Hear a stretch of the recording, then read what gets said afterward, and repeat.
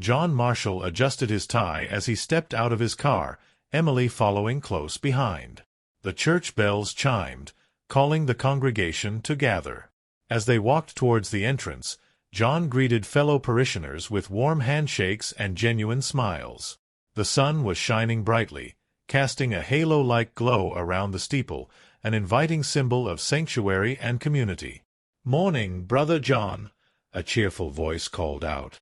"Morning, Sister Davis," John replied, smiling at the elderly woman who always arrived early. The church was already buzzing with activity. Families filled the pews, the choir rehearsed softly, and children's laughter echoed from the Sunday school rooms. John and Emily found their usual seats near the front, nodding to friends and neighbors as they settled in. As the organ began to play, signaling the start of the service, John felt a deep sense of peace. This place, these people, they were his family. And his faith, unwavering, was the cornerstone of his life. The sanctuary doors creaked open, drawing John's attention. He watched as Officer Thomas Harding slipped in, finding a seat near the back. Thomas's presence was a familiar but unsettling one. Despite his role as a police officer and regular churchgoer, there was an air of unspoken tension surrounding him. "Looks like Harding made it," Emily whispered, her tone neutral but with a hint of unease. "Let's focus on the sermon," John replied, gently squeezing her hand. Thomas sat alone, his stern face betraying no emotion.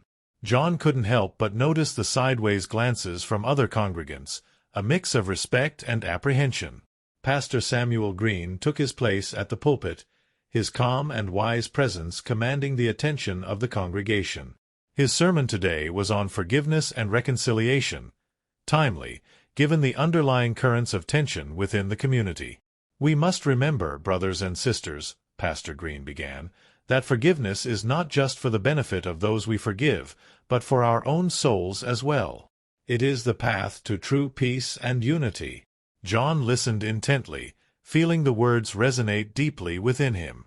He glanced back at Thomas, wondering if the message was sinking in.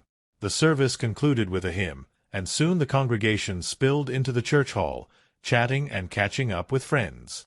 John and Emily mingled, exchanging pleasantries and sharing in the community spirit. "Good sermon today," John remarked to a fellow congregant. "Indeed. We could all use a reminder about forgiveness," the man replied.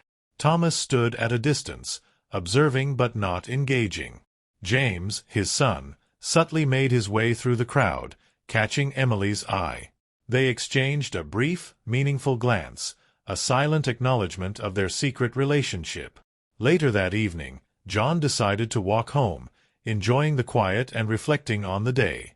The streets were dimly lit, the silence only broken by the occasional chirp of crickets. Suddenly, footsteps approached from behind, and before John could react, a heavy hand grabbed his shoulder, spinning him around. Thomas Harding stood there, his face twisted in anger. "You think you're better than me, don't you, Marshall?" he snarled. "Thomas, what are you doing?"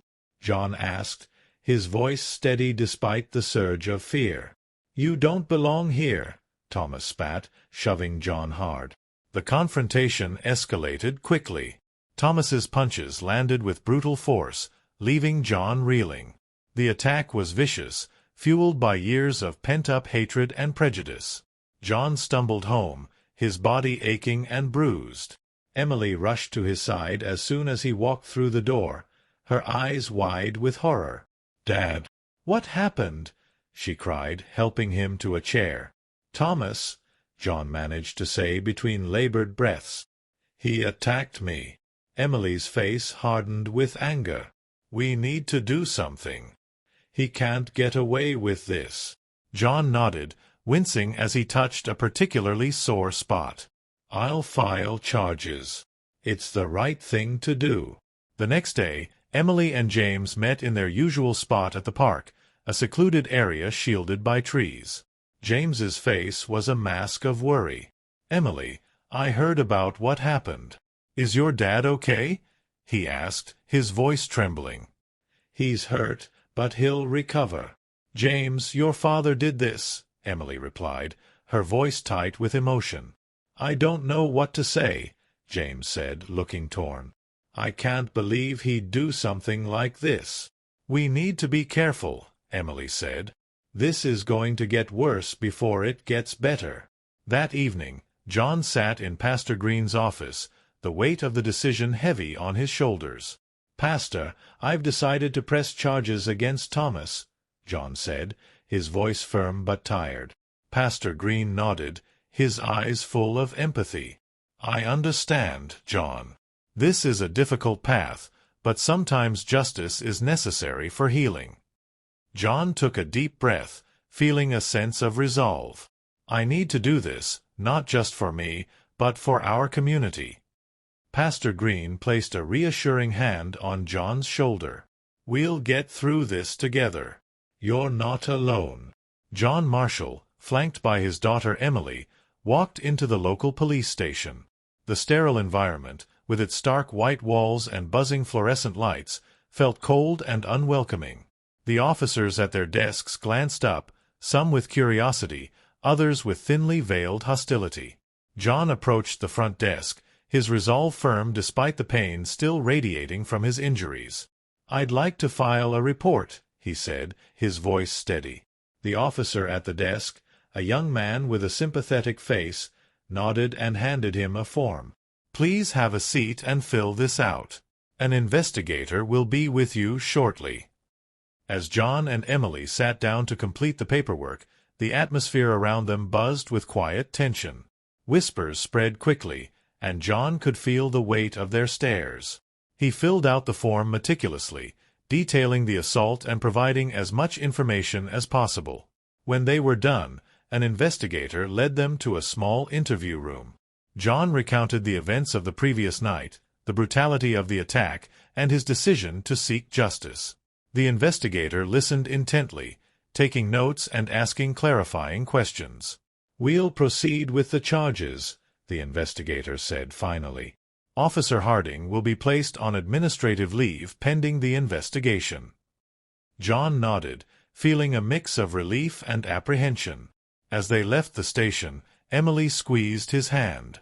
"You did the right thing, Dad," she said softly. By the time John and Emily reached the town square, news of the charges had already begun to spread. The square, usually a hub of friendly chatter and local commerce, was abuzz with heated discussions. Groups of townspeople gathered in clusters, their voices rising and falling in a chorus of opinions. John could hear snippets of conversations as they walked through the square. "I can't believe Thomas would do such a thing. John's always been a good man. He wouldn't lie about this. Harding's been a dedicated officer for years. There must be some mistake." The polarization was palpable. Friends and neighbors who usually shared pleasantries were now divided, taking sides in a conflict that threatened to tear the community apart. John felt the strain of their scrutiny but held his head high. He knew the path he had chosen was fraught with difficulty, but his faith guided him. The midweek prayer meeting at the church was more crowded than usual. The air was thick with unspoken tension as congregants took their seats, casting wary glances at one another. Pastor Green stood at the front, his usual calm demeanor showing signs of strain. As the service began, it was clear that the community was struggling to reconcile the recent events. The prayer session quickly turned into an open forum, with congregants voicing their concerns and frustrations.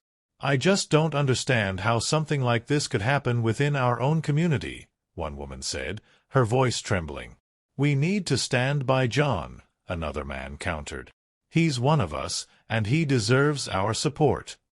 Pastor Green raised his hands, calling for silence. "Brothers and sisters, this is a time for prayer and reflection. We must remember the teachings of Christ: forgiveness, love, and unity.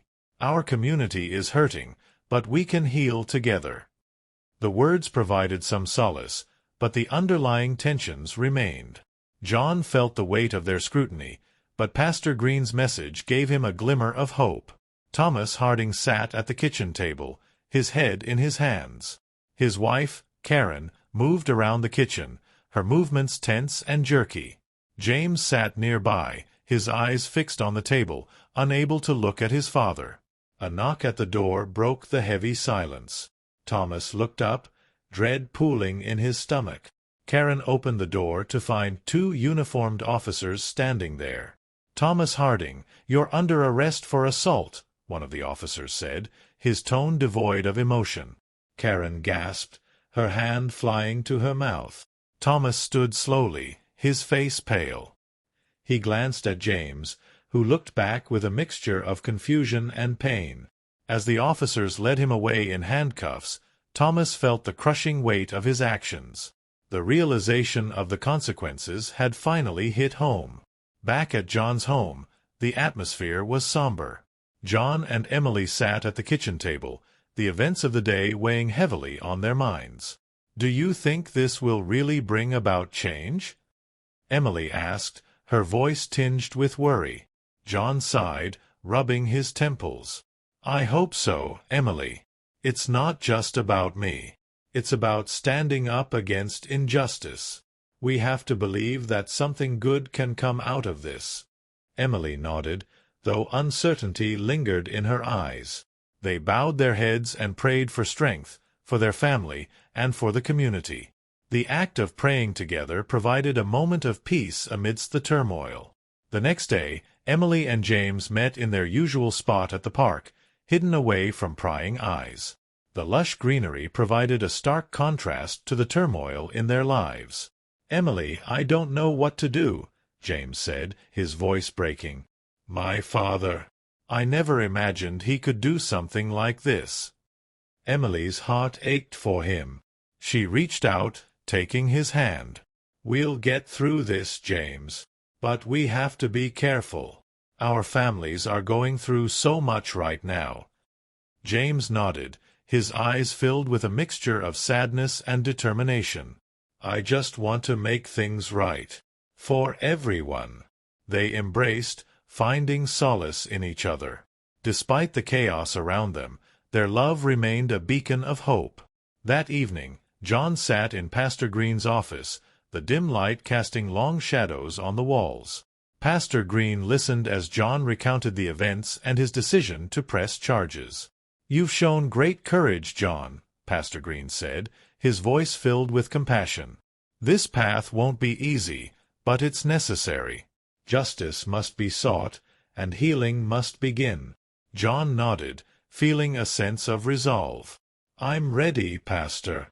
For my family, for our community, I have to do this." Pastor Green placed a reassuring hand on John's shoulder. "We'll get through this together, John. You're not alone." As John left the church, he felt a renewed sense of purpose. The journey ahead would be difficult, but with faith and determination, he believed they could find a way to heal. The courthouse buzzed with tension as townspeople filled the seats, eager to witness the unfolding drama. The room, with its high ceilings and wood-paneled walls, exuded an air of formality and gravity. John sat at the plaintiff's table, Emily by his side, their presence a quiet testimony to their resolve. Thomas Harding entered the courtroom, flanked by his lawyer. He avoided eye contact with John, his face a mask of stoic resignation. James and Karen sat behind him, their expressions a mixture of anxiety and support.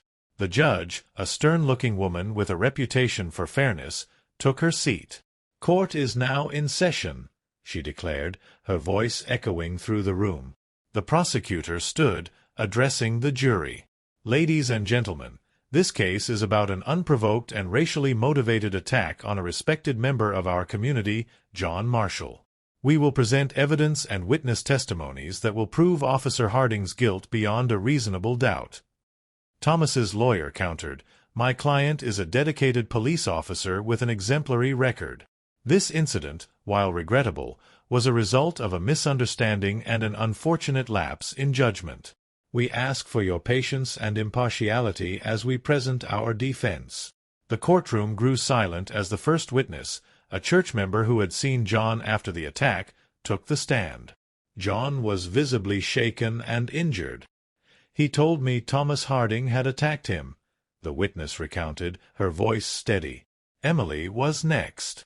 She described finding her father injured and their decision to seek justice.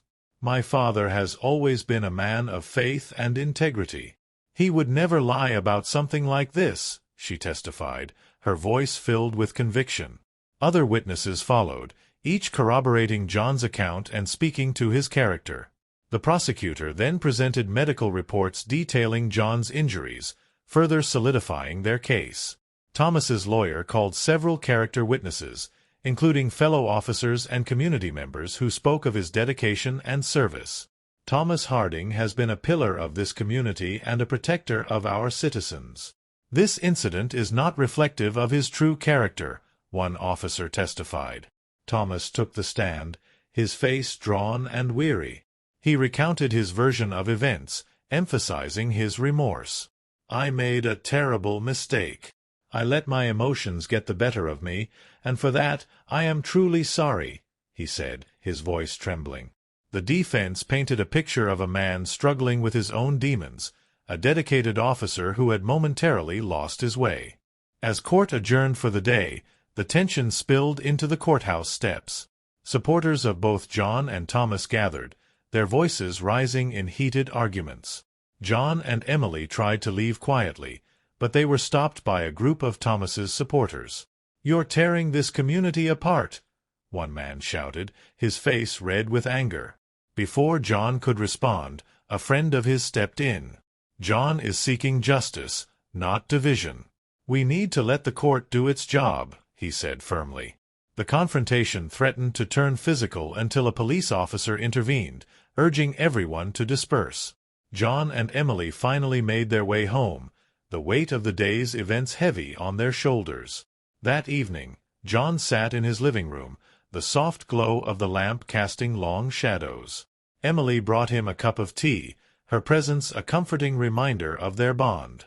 "Dad, do you think we're doing the right thing?" she asked, her voice filled with uncertainty. John took a deep breath. "Emily, standing up for what's right is never easy. But we have to believe that justice will prevail. This is about more than just us. It's about setting an example for our community." Emily nodded, drawing strength from her father's unwavering resolve. "I'm proud of you, Dad. No matter what happens, we're in this together." John smiled, feeling a renewed sense of purpose.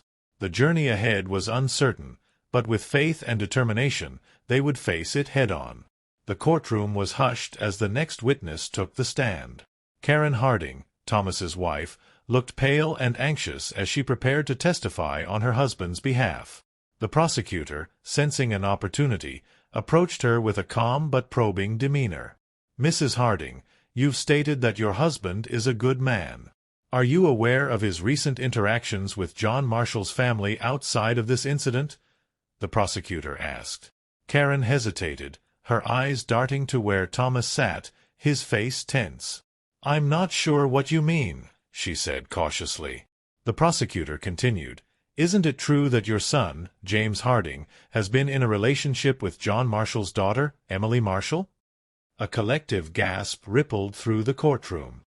Emily's face flushed with shock and embarrassment, while James looked down, his hands clenched in his lap. John and Thomas exchanged stunned glances. "Yes," Karen admitted, her voice barely above a whisper. "They've been seeing each other for a few months." The revelation sent shockwaves through the room, adding a deeply personal layer to the conflict. The judge called for a brief recess, allowing the families to process the unexpected news. After the recess, the courtroom reconvened, now abuzz with the new development. Thomas Harding took the stand again, his demeanor visibly shaken. The defense lawyer approached him gently. "Thomas, can you tell us how this revelation about your son's relationship has affected you?" he asked. Thomas took a deep breath, his eyes filled with regret.